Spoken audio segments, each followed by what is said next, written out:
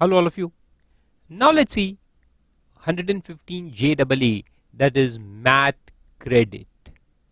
हमने लास्ट दो लेक्चर्स में देखा कि मैथ किस तरह से हम कैलकुलेट करते हैं मिनिमम ऑल्टरनेट टैक्स, राइट.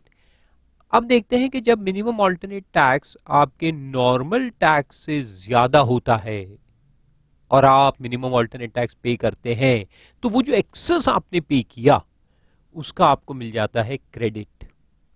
क्या मिलता है? क्रेडिट.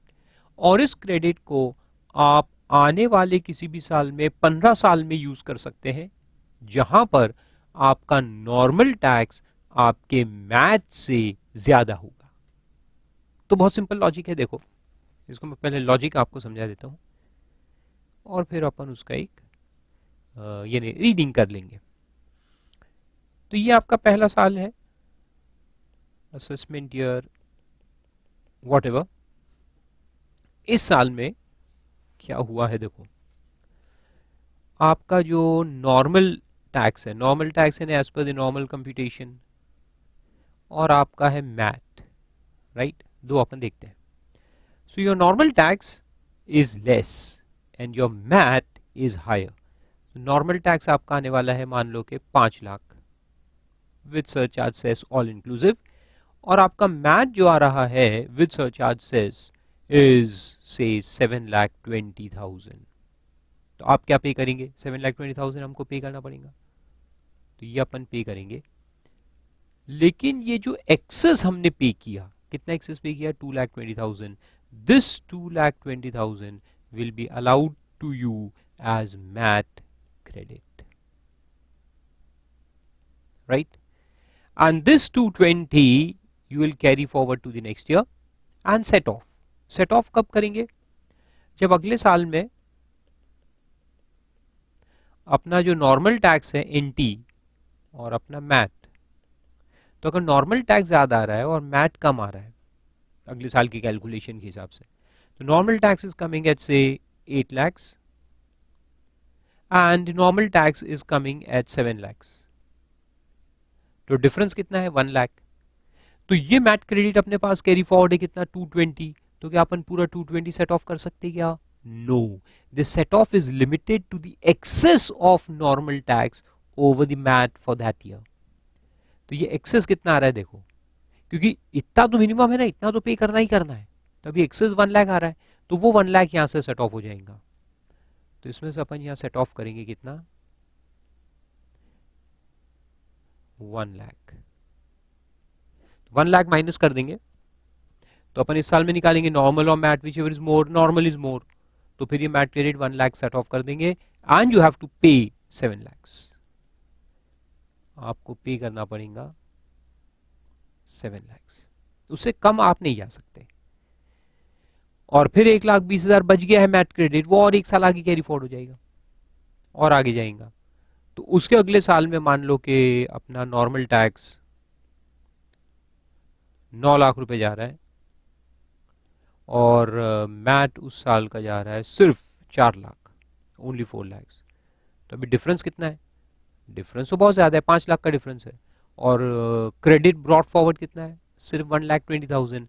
तो वो 1,20,000 यहां से सेट ऑफ हो जाएगा.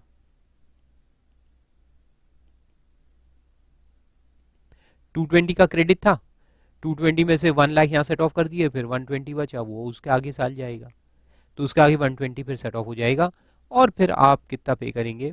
9 माइनस 120 इज 7,80,000. तो इतना तुम पे कर दो. आए समझ में? बहुत सिंपल है. So that is called is math credit. अब देखो उसके कुछ थ्योरेटिकल पॉइंट्स है वो अपन देख लेते हैं. Where tax is paid on book profit. Where tax is paid on book profit. जब हम बुक प्रॉफिट पे टैक्स पे करते हैं, यानी मैथ जब पे करेंगे, तो जो एक्सेस नॉर्मल से कंपैरिजन में होगा वो अपने को क्रेडिट मिलेगा.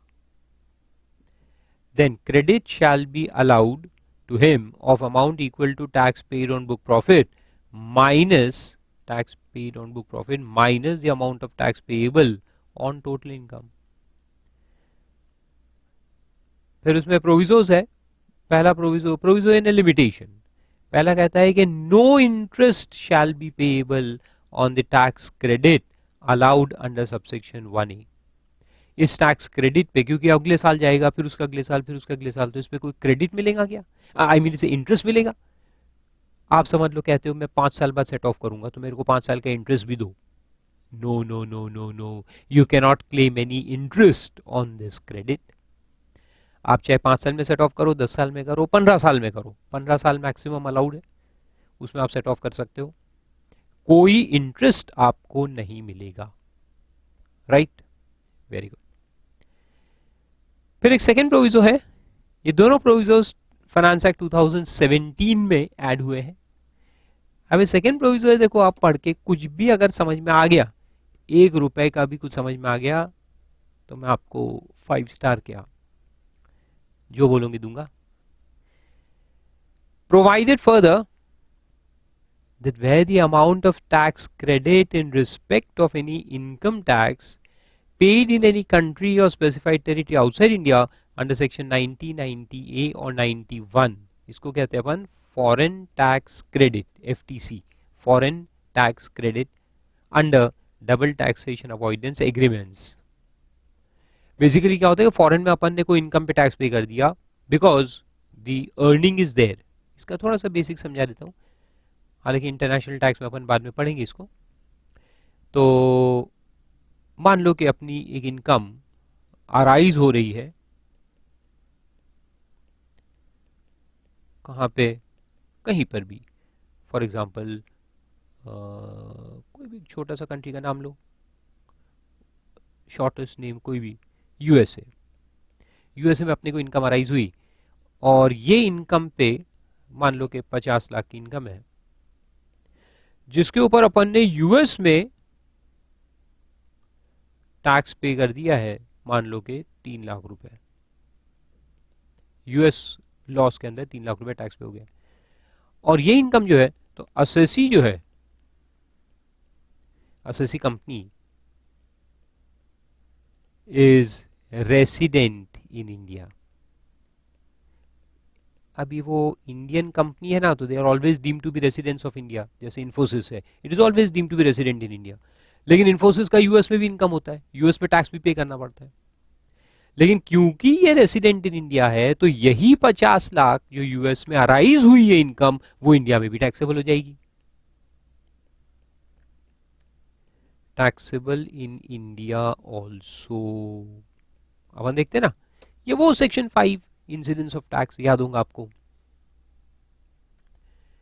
कि अगर असेसी रेसिडेंट है तो उसको वर्ल्ड इनकम पे टैक्स पे करना है, वेदर इनकम एक्रूज और अराइजेज इन इंडिया और एक्रूज और अराइजेज आउटसाइड इंडिया, सब टैक्सेबल है। तो इंडिया में भी टैक्सेबल हो जाएगी। अब इंडिया में भी टैक्सेबल है फुल 50 लाख, तो उस पर इंडिया में भी टैक्स आएगा।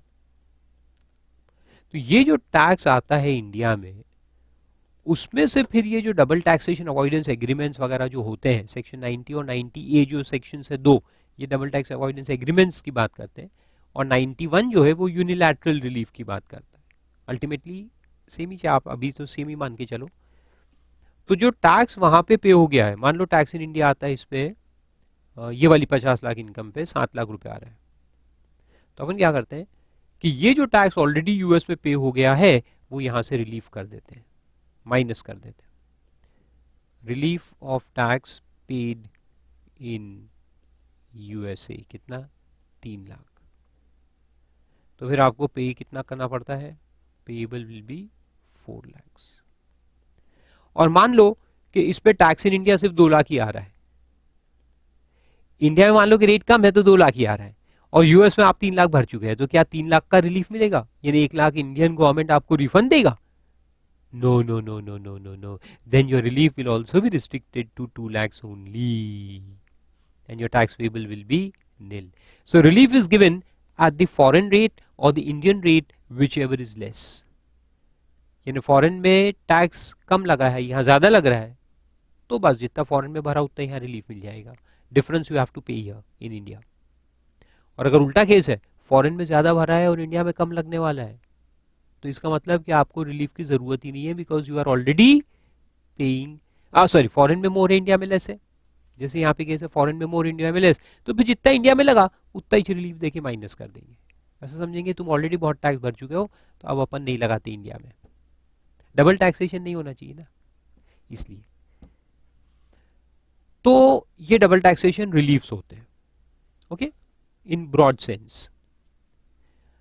अब देखो उसके बारे में क्या बोला है इधर प्रोविजो में, अब समझने की कोशिश करो। Provided further that where the amount of tax credit in respect of any income tax paid in any country or specified territory outside India under section 90, 90A or 91 allowed against the tax payable under 115JB exceeds the amount of such tax credit admissible against the tax payable by the assessee on its income in accordance with other provisions of the act, yani normal. Then while computing the amount of credit under this subsection, yani MAT credit, such excess amount shall be ignored. पढ़ो इसको 6 बार। FTC जो है foreign tax credit, जो अपन ने 115 GB में set of किया, अगर वो ज्यादा है as compare to the normal tax, तो फिर जितना एक्सेस हमने क्लेम किया वहां उतना मैट क्रेडिट अपने को डिसअलाउ किया जाएगा। कुछ समझ में आया? नहीं, है ना। एक्चुअली बहुत कॉम्प्लिकेटेड लिख दिया है गवर्नमेंट ने, मैं आपको सिंपल तरीके से समझाता हूं। है बहुत सिंपल चीज और इसको सिंपल तरीके से लिख सकते थे government, but they have chosen the other way. देखो बहुत सिंपल सी चीज में समझाता हूं, और ये अमेंडमेंट है एक्चुअली, तो ये आपको तब समझ में आएगा जब पहले क्या होता था वो समझ में आएगा। तो मैं पहले आपको बताता हूँ क्या होता था। अपन निकालते हैं नॉर्मल टैक्स, यानी कि tax as per normal provisions of the act, उसको अपन नॉर्मल टैक्स बोलेंगे। और फिर अपन निकालते हैं math, minimum alternate tax, correct. अब मान लो कि नॉर्मल टैक्स अपना इस साल में आ रहा है 80,000 और मैट आ रहा है 2 लाख, तो अपन क्या भरते हैं? Which ever is more. अपने को विच एवर इज मोर भरना पड़ता है, 2 लाख अपने को भरना है। अब मान लो कि अपने पास, अच्छा सॉरी मैं पहले बता रहा था, तो अपन 2 लाख भरेंगे विच एवर इज मोर। अब 2 लाख भरेंगे तो इसका डिफरेंस कितना आएगा? 1,20,000। तो ये जो 1,20,000 का डिफरेंस है ये अपने को मिलता था एज मैट क्रेडिट 1,20,000। लेकिन जब हम कहते हैं कि हम इन दोनों में से विच एवर इज मोर पे करेंगे, यानी कि 2 लाख, ये 2 लाख आ गया। लेकिन ये जो इनकम हमने निकाली थी जिसके ऊपर टैक्स निकाला गया है, इसमें वो फॉरेन इनकम भी इंक्लूडेड है, इसके अंदर फॉरेन इनकम भी इंक्लूडेड है। तो उस पे आपने यूएस में 40,000 रुपए का पेमेंट ऑलरेडी करके रखे थे। कितना? 40,000। तो वो 40,000 अपन यहां से माइनस करते हैं, इसको कहते हैं foreign tax credit under section 90 to 91, 90, 90A और 91। ये माइनस होता था, माइनस होके अपन पे करते थे गवर्नमेंट को 1,60,000। तो हम गवर्नमेंट को 1,60,000 भर रहे हैं, लेकिन क्रेडिट जो ले रहे हैं वो 1,20,000 ले रहे हैं। Credit is full 120। तो क्या सही था? क्या सही था? इस एग्जाम्पल में सही है, कोई प्रॉब्लम नहीं है, कोई प्रॉब्लम नहीं है। क्यों? मैं आपको बताता हूं। ये लिखे आपने, इतना लिख लो फिर मैं समझाता हूं। Okay done, very good. अब इसको मिटा के अलग तरीके से बताता हूं, देखो कैसे। अपन एक काम करते हैं कि जो फॉरेन टैक्स क्रेडिट है, अंडरस्टैंडिंग के लिए, वैसे तो माइनस बाद में होता है, पहले आप इन दोनों में से विच इज मोर निकालो, फिर उसमें से लेस करके बैलेंस पे करो। लेकिन अपन ये सोचते हैं कि जो अपने को क्रेडिट मिला है फॉरेन टैक्स क्रेडिट, वो अपन दोनों में से अगर माइनस कर दें, यानी नॉर्मल टैक्स में से भी अगर मैं 40,000 लूं तो मेरे को मिल जाता 40,000, और अगर मैट से लूं तो उससे भी मिल जाता मेरे को 40,000। तो अगर दोनों में से माइनस कर दूंगा तो ये आएगा 40,000, ये आएगा 1,60,000। तो आप पे क्या करेंगे? You will pay which ever is more, यानी 160, इतना पे करेंगे। और 160 आप पे कर रहे हैं एज पर मैच, और 40 आप पे करते हैं एज पर नॉर्मल टैक्स, तो डिफरेंस कितना है 120, तो ये 120 अपने को मैट क्रेडिट मिल जाएगा, कोई प्रॉब्लम नहीं है, बिल्कुल सही है। ठीक है, यहां पे आंसर बिल्कुल सही है, कोई प्रॉब्लम नहीं है।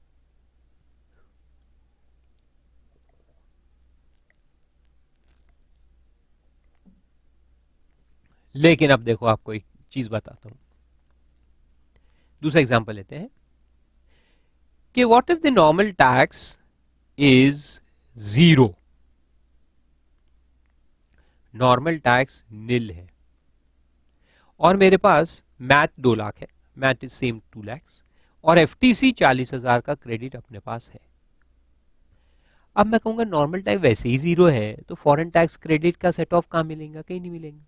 अरे टैक्स ही 0 है तो क्रेडिट का सेट ऑफ कहां से मिलेगा, कुछ भी नहीं। तो यहाँ तो सेट ऑफ मेरा 0 है, तो ये भी 0 ही है, ये पूरा ही 0 आएगा। तो टैक्स पेबल भी 0। So as per normal provisions the tax is 0, as per the MAT it was 2 lakhs।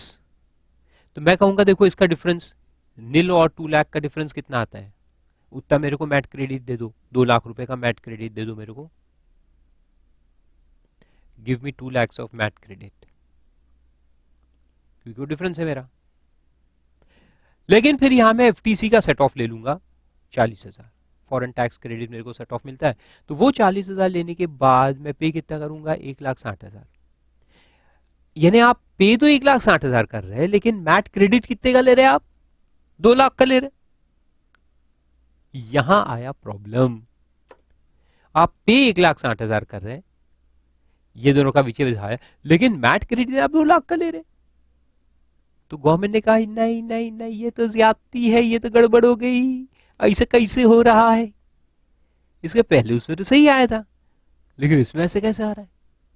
इसमें इसलिए आ रहा है क्योंकि यहां देखो नॉर्मल टैक्स वैसे ही तुम्हारा 0 है, तो तुमको फॉरेन टैक्स क्रेडिट का तो कोई बेनिफिट नहीं मिलेगा ना, लेकिन वो बेनिफिट तुमने मैट से ले लिया और मैट का क्रेडिट भी अलग से सेट ऑफ कर लिया, डबल डबल बेनिफिट ले रहे तुम। तो गवर्नमेंट ने बनाया प्रोविजो और उसमें लिख दिया, और एक इनकम टैक्स रूल भी है इसमें ऑन सेम लाइंस 128 करके। तो उन्होंने लिखा कि नहीं, ये देखो आप यहाँ एफटीसी क्रेडिट को यूज कर रहे हैं, कितना क्रेडिट यूज कर रहे हैं 40, लेकिन यहाँ कितना किया 0, तो कितना एक्सेस यूज कर रहे हैं मैट में, कितना एक्सेस आपने यहाँ यूज किया 40 एक्सेस यूज किया, तो ये 40,000 से तुम्हारा मैट क्रेडिट, तो ये दोनों का अपने को एक्सेस देखना पड़ता है।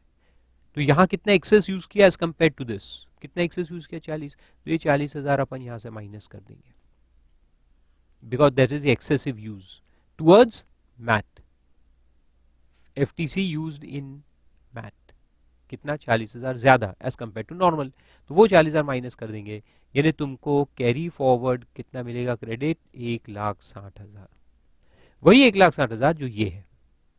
तो अब मैचिंग हो गया, देखो तुमने 160 पे किया जबकि तुमको नील पे करना था, नील की जगह 160 पे किया, 160 ज्यादा पे किया ना, तो 160 का क्रेडिट मिलना चाहिए।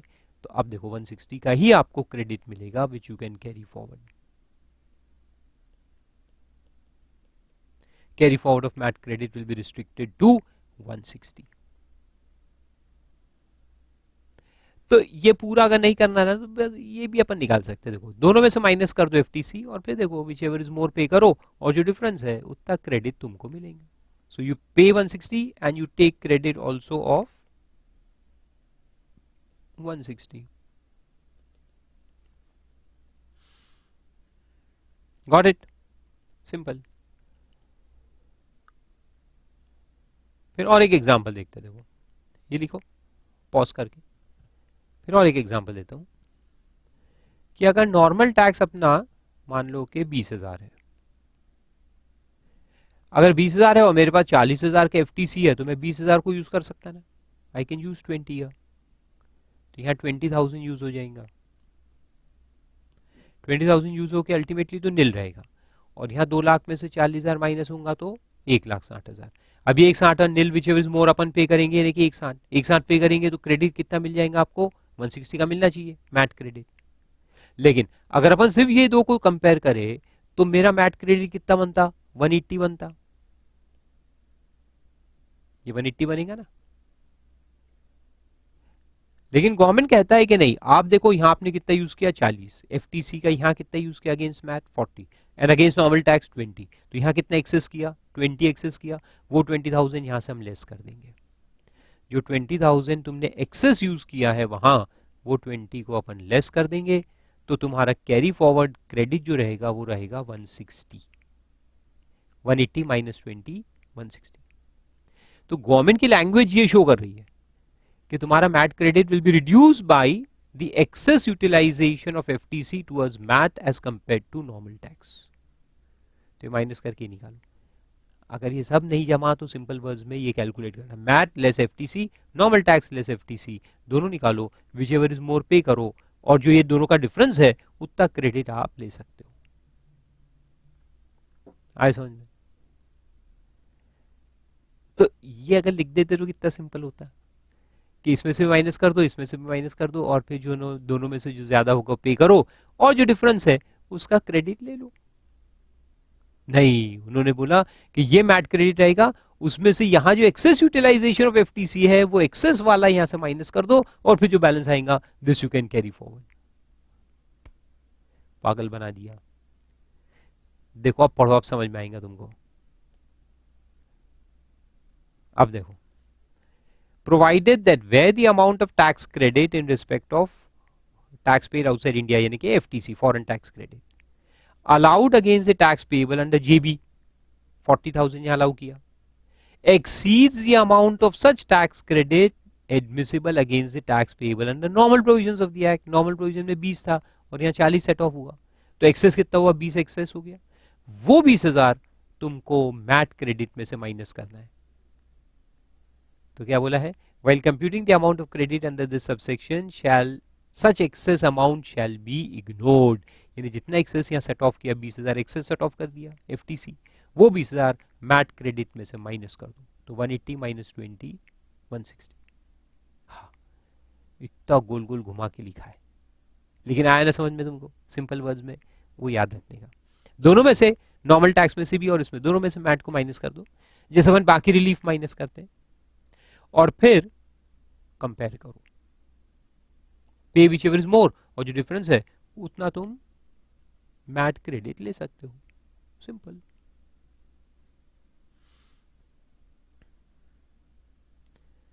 फिर सेट ऑफ दिया है, तो सेट ऑफ तो मैंने समझा दिया, आगे कोई भी साल में, कितने साल में से 15 साल में, तो 15 years is the time you can carry forward your MAT credit. और जब भी तुम्हारा नॉर्मल टैक्स ज्यादा आएगा then compare to book profit, तो जितना एक्सेस है उतना तुम सेट ऑफ कर सकते हो, तो वो उधर लिखा है, पढ़ने की जरूरत नहीं है। और पॉइंट नंबर 2 में लिखा है कि अगर अपील में जाता है केस, असेसमेंट या अपील में, तो असेसमेंट में 143, 144, 147, 154 रेक्टिफिकेशन, 155, फिर 245D settlement commission and 250 appeals to commission appeals, 254 tribunal, 260 high court, 262 supreme court, 263 and 264 revision by commissioner। ये सारे सेक्शंस है जो आगे चल के अपील, असेसमेंट और अपील के चैप्टर में आप पढ़ेंगे। The amount of tax payable under this act is reduced or increased as the case may be। अगर हम पहले तो क्या किया, रिटर्न में जो हमने शो किया उसके हिसाब से हमने क्रेडिट ले ली, लेकिन जब असेसमेंट में केस गया तो असेसमेंट में टैक्स पेबल बढ़ सकता है, कम हो सकता है, बुक प्रॉफिट, ये दोनों चीज असेसिंग ऑफिसर जब असेस करेगा तो उसमें कुछ ना कुछ कम ज्यादा हो सकता है, तो कम ज्यादा होगा तो मैट क्रेडिट जो है वो भी हमको कम ज्यादा करना पड़ेगा, तो वो लिखा है The amount of tax credit allowed under this section shall accordingly be increased or reduced। बहुत सिंपल पॉइंट है। Then restriction on carry forward and set off। Restriction में एक बस पॉइंट दिया है कि अगर ये कन्वर्जन ऑफ प्राइवेट कंपनी और unlisted public company into LLP अगर होता है, एलएलपी में अगर ये लोग कन्वर्ट हो जाते हैं तो इनका जो मैट क्रेडिट अवेलेबल था वो लैप्स हो जाएगा। याद रखो, कंपनीज को मैट क्रेडिट अवेलेबल है लेकिन फर्म को तो नहीं है ना, तो अगर कंपनी को फर्म में कन्वर्ट कर दिया, वो कैपिटल गेन में देखा था हमने, याद है सेक्शन 47 में, कि you can convert private company और unlisted public company into LLP, tax exemption है उसमें। लेकिन याद रखो कि अगर वो कन्वर्जन करते हो तो जो मैट क्रेडिट्स होंगे प्राइवेट कंपनी के पास वो लैप्स हो जाएंगे, they will not be allowed to be set off by the firm LLP।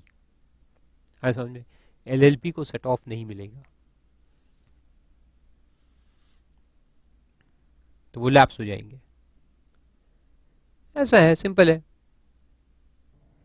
115BA finance act 2016 ने इंसर्ट किया है, and this gives an option to a domestic company to pay tax at 25% only, provided certain conditions are satisfied. अब ये बनाया तो है section, लेकिन कितनी कंपनी ये ऑप्शन को एक्सरसाइज करेगी, I have a very big doubt, बहुत बड़ा डाउट है। तो देखो आपको भी डाउट अराइज होगा, पहले अपन पढ़ लेते हैं क्या कहता है। देखो, notwithstanding anything contained in this act, यानी ये सेक्शन इवन 115 JB मैट को भी ओवरराइड करेगा, तो नॉर्मल टैक्स मैट सब overridden. Notwithstanding anything contained in this act but subject to provisions of 111A and 112, सिर्फ दो सेक्शंस अलग से दिए हैं। 111A आप सबको मालूम है, short term gain STT paid वाला 15%, और 112 लॉन्ग टर्म गेन 20%। तो ये दो सेक्शंस लगेंगे, मगर ये दो सेक्शंस के अलावा कोई दूसरा सेक्शन नहीं लगेगा। ठीक है।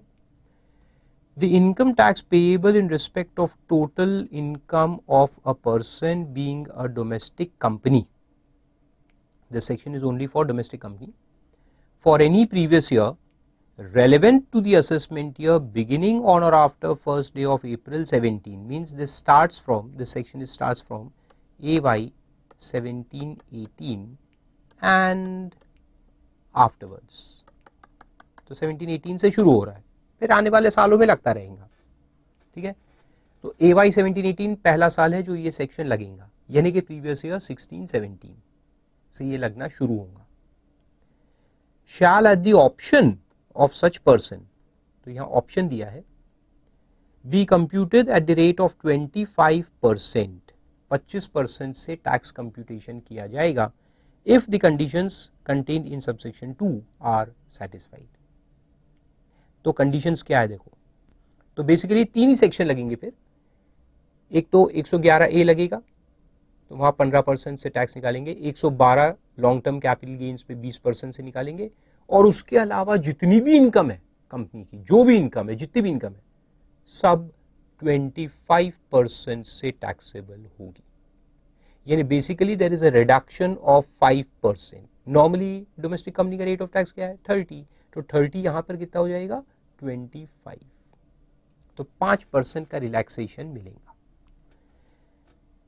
लेकिन उसके लिए बहुत सारे कंडीशंस है, तो कंडीशंस क्या है देखो मैं आपको बताता हूं, एक एक करके अपन देखते हैं। 2, for the purpose of subsection 1 the following conditions shall apply, namely number 1, the company has been set up and registered on or after 1st March 16, यानी कंपनी का जो इनकॉर्पोरेशन है वो इक्वल टू और ग्रेटर देन, यानी कि बाद में 1st March 16 होना चाहिए। So this option is for new companies, not for old existing companies। ठीक है, option is for new companies which are incorporated on or after 1st March 2016। पहला point, good। Second, the company is not engaged in any business other than the business of manufacture or production of any article or thing and research in relation to or distribution of such article or thing manufactured or produced by it। यानी company सिर्फ manufacturing concern होनी चाहिए, या फिर या तो manufacture करके बेच दे, या मैन्युफैक्चर करके फिर खुद डिस्ट्रीब्यूट करे, यानी डिस्ट्रीब्यूशन नेटवर्क भी उनका ही है लेकिन सिर्फ उनके प्रोडक्ट के लिए। So they are not distributing any others products, जो अपनी कंपनी मैन्युफैक्चर करेगी उसी का डिस्ट्रीब्यूशन वो करेगी। ठीक है, it has to be into manufacturing and distribution business only, यानी कि ये सेक्शन सर्विस इंडस्ट्री के लिए नहीं है। फारूक हक क्लासेस इसमें नहीं आएगा, because we are not manufacturing anything, है ना। So this option is only for manufacturing concerns. And the total income of the company has been computed, third point कहता है टोटल इनकम इज कंप्यूटेड। अब यहां से मेन सैक्रिफाइसेस शुरू होते हैं। अभी तक तो बेनिफिट आया कि भाई 30% की जगह 25% से टैक्स भरना है, 5% टैक्स बचेगा, आप हो गए बड़े खुश। अब देखो दुख की बात क्या है। सुख और दुख साथ साथ चलता है, तो बिना दुख के कोई सुख नहीं है। तो देखो वहां लिखा है the income has been computed without any deduction, without any deduction under the provisions of 10AA। यानी अगर आप सेस के अंदर भी हो तो आपको 10AA का डिडक्शन नहीं लेने का है। और 2A ऑफ 1 ऑफ 32 यानी एडिशनल डिप्रिसिएशन आपने क्लेम नहीं करना है। 32(1)(2)A का मतलब एडिशनल डिप्रिसिएशन आपको नहीं मिलेगा। 32AC का डिडक्शन नहीं मिलेगा, investment allowance. 32AD capital expenditure 100% deduction जो मिलता है वो भी आपको नहीं मिलेगा। 33AB, 33ABA, then section 35 scientific research का कोई डिडक्शन नहीं मिलेगा। Then 35AC, 35AD, 35CCC, 35CCD और एनी अदर चैप्टर 6A के अंदर जो deductions in respect of incomes है ना, deductions in respect of incomes है तुम्हारे 80IA सीरीज वाले जो सेक्शन है, IA, IAB, IAC, IB, ID, वो सब, उसका कोई डिडक्शन तुमको नहीं लेने का, एक्सेप्ट 80JJAA एम्प्लॉयमेंट वाला जो डिडक्शन है वो मिलेगा, वो अकेला है जो मिलेगा, बाकी कोई नहीं मिलेगा। तो देखो बिजनेस हेड के सारे सेक्शन से एक बार बिजनेस हेड निकाल के देखना, समझ में आ जाएगा। तो 10AA एंड SEZ वाला और फिर बाकी सारे बिजनेस हेड वाले, ये है इतने सारे सेक्शंस, उसका कोई डिडक्शन तुमने क्लेम नहीं करना है। और उसके अलावा चैप्टर 6A में जो 80IA IB वाले हैं वो भी नहीं क्लेम करना है, बिल्कुल कोई डिडक्शन उसमें क्लेम नहीं करना है, एक्सेप्ट 80JJAA वो आप क्लेम कर सकते हो, ठीक है। Then without set off of loss carried forward from any earlier assessment year, if such loss is attributable to any of the deductions referred to in subclause 1, यानी ये सारे जो डिडक्शंस है इसकी वजह से अगर कोई लॉस है पुराने साल का तो वो अपन सेट ऑफ नहीं कर सकते, वो अपन सेट ऑफ नहीं कर सकते। बाकी नॉर्मल बिजनेस लॉस है तो सेट ऑफ हो जाएगा, लेकिन ये वाले सेक्शंस के डिडक्शंस की वजह से अगर कोई लॉस है तो वो आप सेट ऑफ नहीं कर सकते, उसका सेट ऑफ भी अलाउड नहीं है, उसका कैरी फॉरवर्ड भी अलाउड नहीं है, कुछ भी नहीं।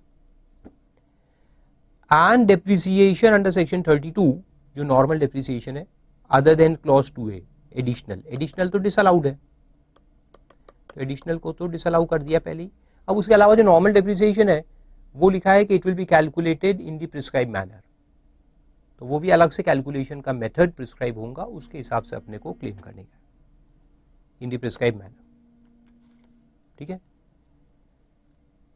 Then the loss referred to under 2C2, ये जो ऊपर में जो लॉस है जो डिसअलाउ हुआ है, तो यहाँ पे लिखा है कि it is deemed to have been claimed and allowed, यानी आगे किसी साल में भी आपको नहीं मिलेगा। It is deemed once you come under this option and pay 25% tax, then this loss is gone forever. ये मान लिया जाएगा कि आपने क्लेम कर लिया और अलाउ हो गया और सेट ऑफ भी हो चुका है, खत्म, यानी लॉस जीरो हो जाएगा। तो वहां लिखा है देखो, shall be deemed to have been already given effect to and no further deduction for such loss shall be allowed for any subsequent year। आगे चल के अगर आप ये सेक्शन के बाहर भी निकलते हो, ऑप्शन आउट कर लेते हो और नॉर्मल 30% टैक्स पे करते हो, तो भी आपको ये लॉस आगे सेट ऑफ नहीं मिलेगा। Once you come under this section that loss is gone, wiped off. Then nothing contained in this section shall apply unless the option, अब ऑप्शन कैसे एक्सरसाइज करना है देखो। So option is exercise by the person in the prescribe manner, उसका form रहेगा एक prescribe manner, on or before the due date specified under subsection 1 of 139 for furnishing the return of income which the person is required to furnish under the provisions of this act. लेकिन कौन सा return? First of the returns, यानी आपके incorporation के बाद जो पहला return आप भरोगे, आपकी कंपनी भरेगी पहला रिटर्न, फर्स्ट रिटर्न, उसके पहले ही ऑप्शन एक्सरसाइज होना चाहिए। यानी मान लो कि पहले 4-5 आपके 2016 के बाद कंपनी फॉर्म हुई है, लेकिन पहले 3-4 साल हमने नॉर्मल टैक्स भरा 30% विद ऑल डिडक्शंस, फिर हमको लगा चल 25% में चलते हैं, तो आप नहीं आ सकते। आपको अगर इस सेक्शन में आना है तो पहले साल से ही आना है, फर्स्ट रिटर्न भरने के पहले ही ये ऑप्शन एक्सरसाइज करने का है, बाद में नहीं चलेगा। 4-5 साल बाद आओगे तो नहीं चलेगा, पहले साल से ही आओ वरना मत आओ।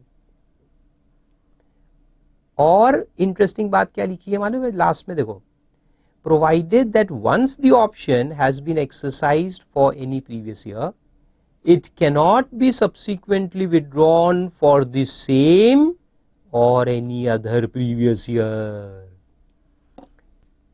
यानी मैंने क्या कहा कि पहले रिटर्न के पहले ऑप्शन लगाना है, अगर लगा दिया ऑप्शन हमने तो फिर हम हमेशा हमेशा के लिए ये सेक्शन में फंस जाएंगे।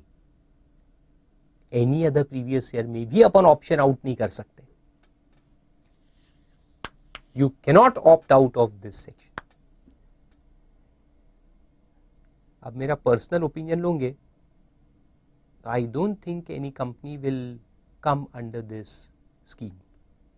अब खैर ये तो सेक्शन है, अब इसके अंदर स्कीम बनेगी, नोटिफिकेशन जब आएगा उसमें सारे कंडीशंस रहेंगे, डिप्रिसिएशन कैसे कैलकुलेट करना वो रहेगा, वो सब चीज़ें वो निकालेंगे।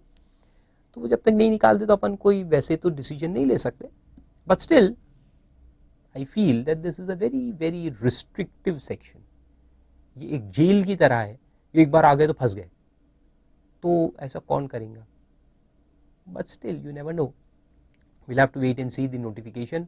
फिर pros and cons निकालेंगे, किस में फ़ायदा ज़्यादा है वो देखेंगे, और अगर ये फ़ायदेमंद स्कीम रही तो क्लेम करने में कोई नुकसान नहीं है, क्योंकि बेसिकली वो जो सेक्शंस डिसअलाउ किए हैं वो वैसे भी नॉर्मल लोगों को लगते नहीं है, है ना। नॉर्मल एसएससीज मैन्युफैक्चरिंग कंसर्न्स जो है उनको लगते नहीं है, एक्सेप्ट वो साइंटिफिक रिसर्च वाला जहाँ 100% डिडक्शन है। कंपनीज को तो ज़्यादा है ना, 200% डिडक्शन, तो वहाँ थोड़ा बहुत फ़ायदा हो सकता है, यहाँ आने से वो नहीं मिलेगा। But otherwise there are no other grave what we can say potholes, यानी बहुत ज़्यादा नुकसान नहीं है इस सेक्शन के अंदर, तो आप आ भी सकते हो। लेकिन याद रखो, एक बार आ गए तो कंपनी जब तक जिंदा रहेगी तब तक यही सेक्शन में रहेगी।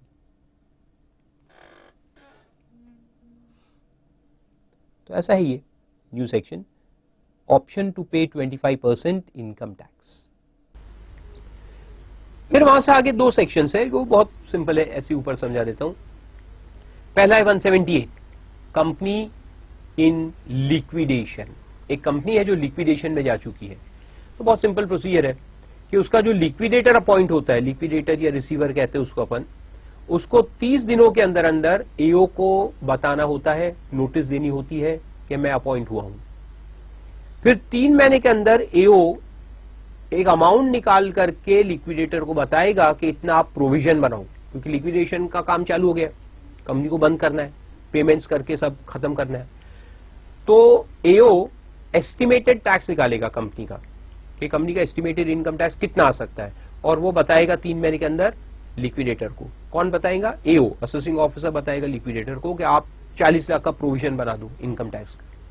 तो फिर लिक्विडेटर क्या करेगा? 40 का प्रोविजन बना देगा, और फिर बैलेंस जो पैसा उसके पास है वो बाकी लाइबिलिटीज को पे करने में यूज कर डालेगा। ठीक है, तो ये सेट असाइड करना पड़ेगा। देखो, amount has to be set aside equal to the amount notified by the AO. और फिर लिखा है प्रोवाइडेड लिक्विडेटर में पार्ट विद सच एसेट्स और प्रॉपर्टीज, बाकी फिर एसेट्स को बांट देगा। और अगर लिखा है आगे कि लिक्विडेटर फेल करता है, क्या फेल करता है? टू गिव नोटिस, वो नोटिस ही नहीं देता, या उसको बताया गया कि 40 लाख सेट असाइड करो और उसने नहीं किए और पूरे पैसे क्रेडिटर्स को बांट दिए, तो फिर वो पर्सनली लायबल होगा। पर्सनली लायबल हो जाएगा कितने के लिए? 40 लाख के लिए। जो उसको बोला था ना 40 लाख का प्रोविजन बनाने का, उसने नहीं बनाया, तो he will be personally liable to pay income tax of the company to the extent of 40 lakh. ऐसा, और समझ लो कि वो 40 लाख का प्रोविजन बना लेता है नॉर्मल कोर्स में, 40 लाख का प्रोविजन बना लेता है, और लेकिन जब असेसमेंट कंप्लीट हुआ बाद में तो टैक्स 72 लाख आया, और लिक्विडेटर के पास और कोई एसेट बचा ही नहीं था, खत्म हो गए थे सब, 40 लाख बचा के रखा है उसने, तो फिर उसको कितना टैक्स पे करना पड़ेगा? सिर्फ 40 लाख, सिर्फ 40 लाख का पेमेंट करना है, बाकी कोई लायबिलिटी अराइज नहीं होगी। लेकिन अगर वो 40 का प्रोविजन नहीं बनाता है तो फिर वो पर्सनली लायबल हो जाएगा। और अगर एक से ज्यादा लिक्विडेटर रहेंगे तो वो जॉइंटली एंड सेवरली लायबल रहेंगे। नेक्स्ट पेज पे दिया है।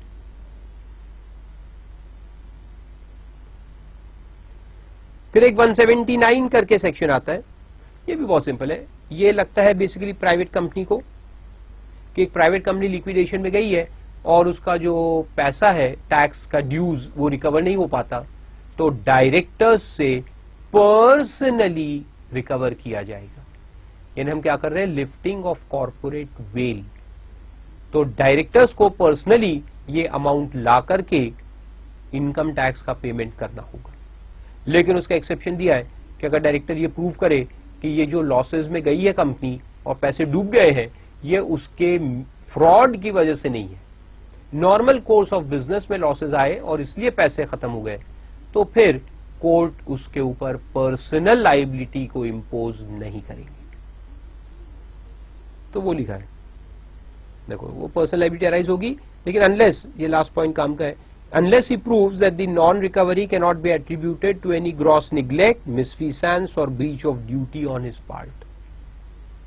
तो अगर वो साबित करता है कि उसके निग्लेक्ट की वजह से नुकसान नहीं हुआ है, मिसफीसेंस मिसट्रस्ट की वजह से नहीं हुआ है, तो फिर वो पर्सनल लायबिलिटी से बाहर निकल जाएगा।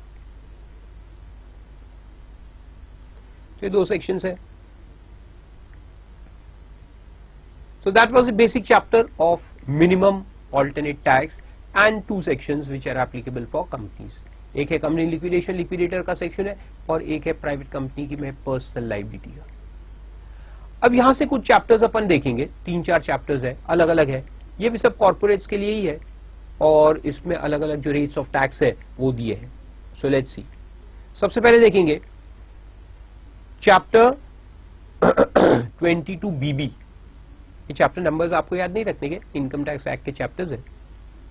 115 JG सेक्शन है।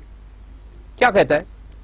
Conversion of an Indian branch of a foreign company into subsidiary Indian company. क्या लिखता है कि एक फॉरेन कंपनी है, like for example city bank, foreign company, उसके इंडिया में ब्रांचेस है, बहुत सारे बैंक के ब्रांचेस इंडिया में है ना, सिटी बैंक।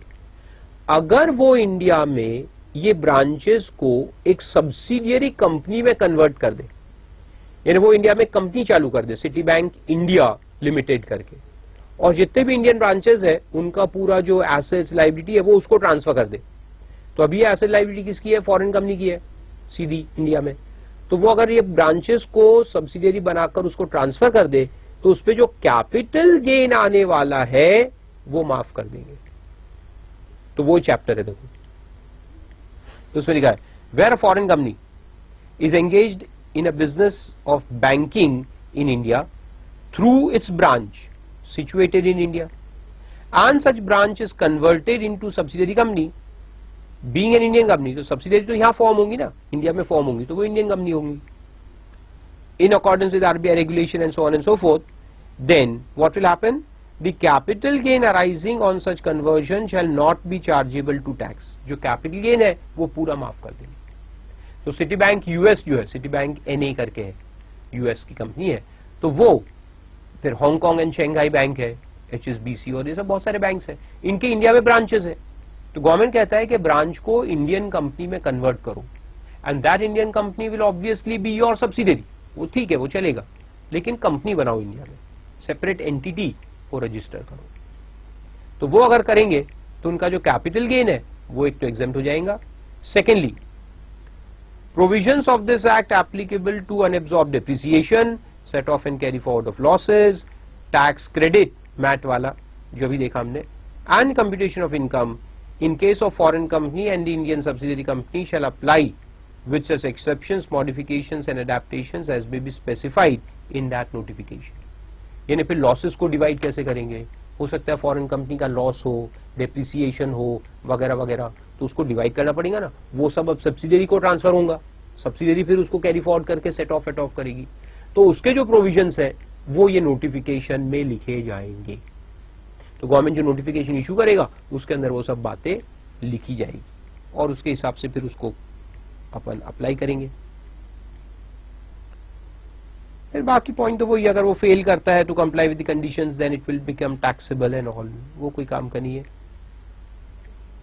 एग्जेम्पशन को विड्रॉ करेंगे अगर कंडीशन को वायोलेट करते हैं, so that's okay.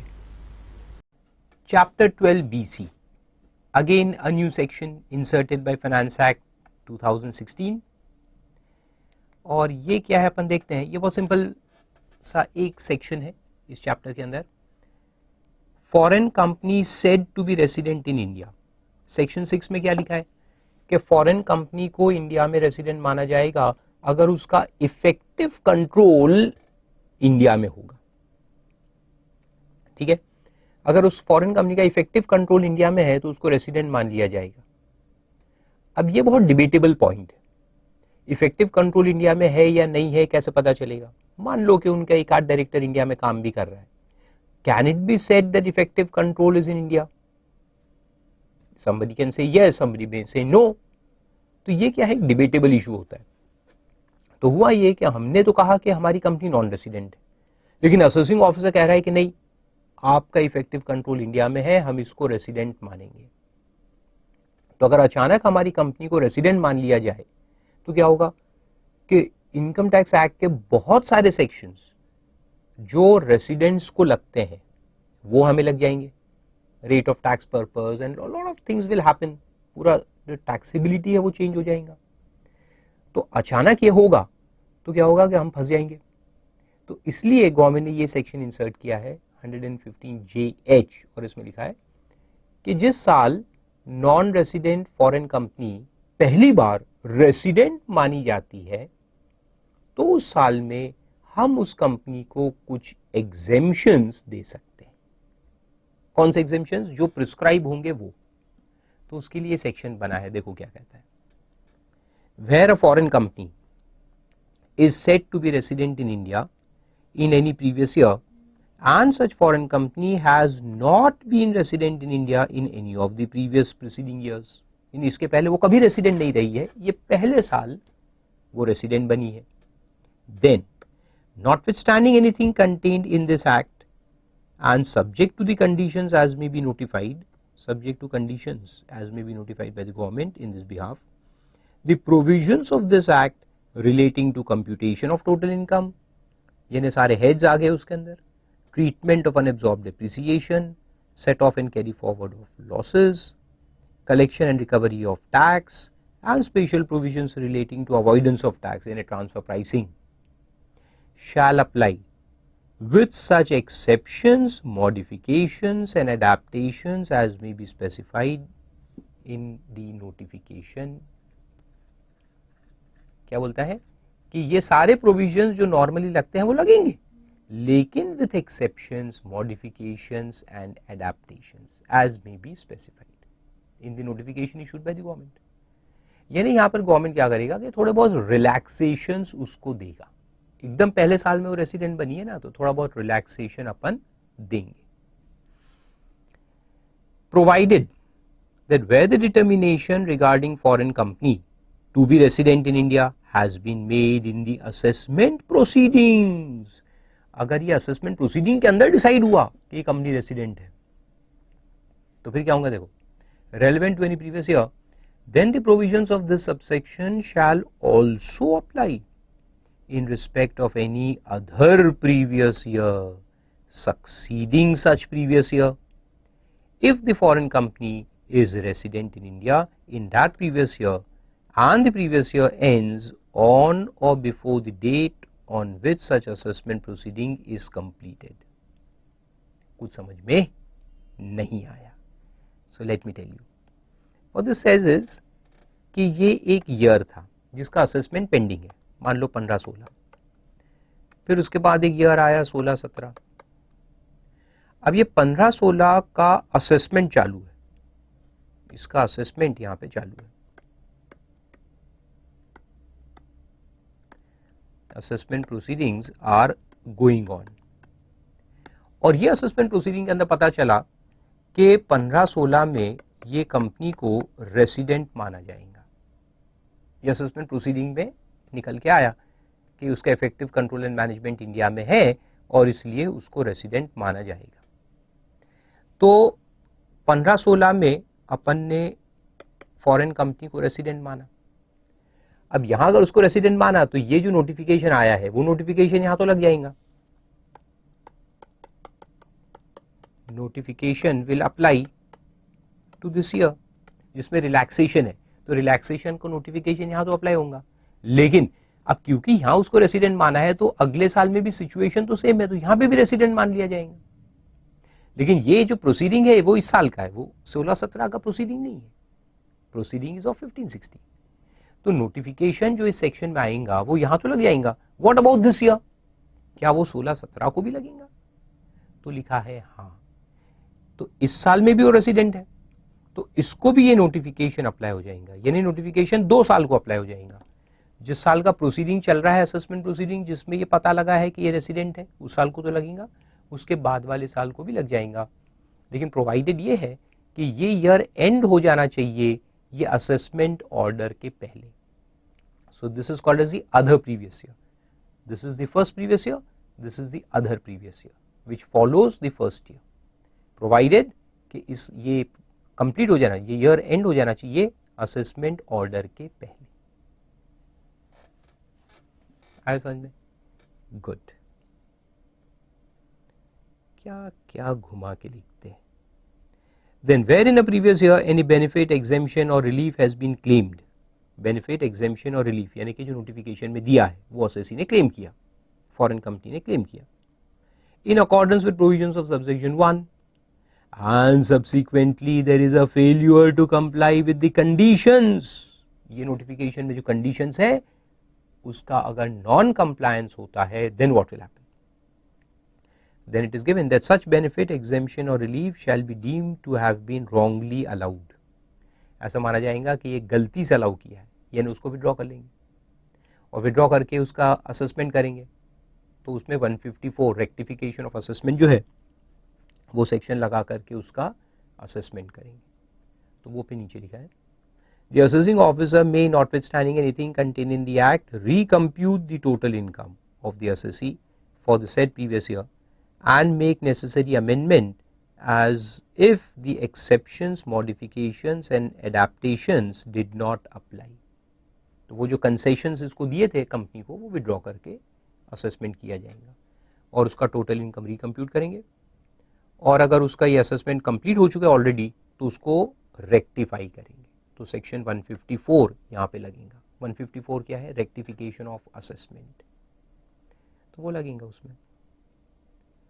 और जो उसका टाइम रहता है 4 इयर्स का टाइम रहता है रेक्टिफिकेशन करने का, तो वो कहाँ से लागू होगा देखो।